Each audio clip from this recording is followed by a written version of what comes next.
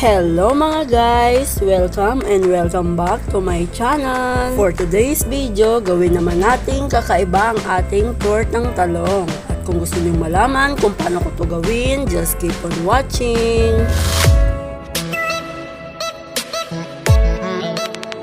Meron po akong dalawang talong na imbis na itorta, ay gusto ko lang pahirapan ng buhay ko. Hindi, joke lang po.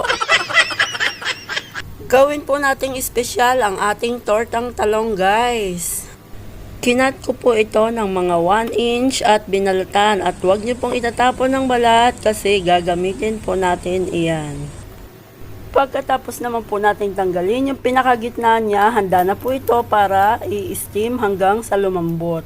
Pag na-steam na po natin, durugin po natin ito gamit ang tinidor. Ilagay na po natin ang ating sibuyas, pamintang durog at chicken powder. Pagkahalo po natin, lagyan na po natin ang ating giniling na manok at yung manok nga po pala ay nilagyan ko na ng sibuyas at saka kamatis. Kaya po ngayon, kung napapansin niyo, hindi na po ako naglagay ng kamatis at saka yung sibuyas po kukonti na lang. Ayun. Tapos lalagyan din po natin ito ng binating itlog. Lalagyan din po natin ito ng konting asin at harina. Mga 1 kutsarang harina lang po. Ayan, napakasimple lang po at wala pong pinagkaiba sa tortang talong. Haluin lamang po at ready na po ito. Sa ating kawali na may mantika, isalang na po natin ang katawan or ang balat ng talong. Yun pong iba, naputol ang balat, nilagyan ko lamang po ng toothpick para po pag nilagyan natin ng palaman ay hindi siya bubuka. Ayan, gamit po ang ating kutsara, lagyan po natin isa-isa ng filling.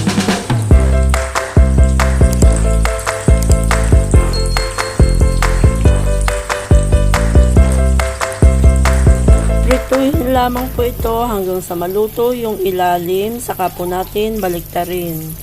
Sa pagbabaliktad naman po, ayan, gumamit po ako ng barbecue stick.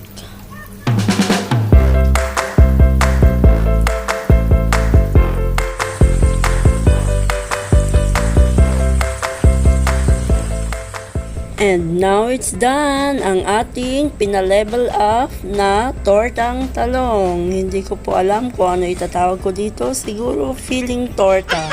Ayun, kain po tayo.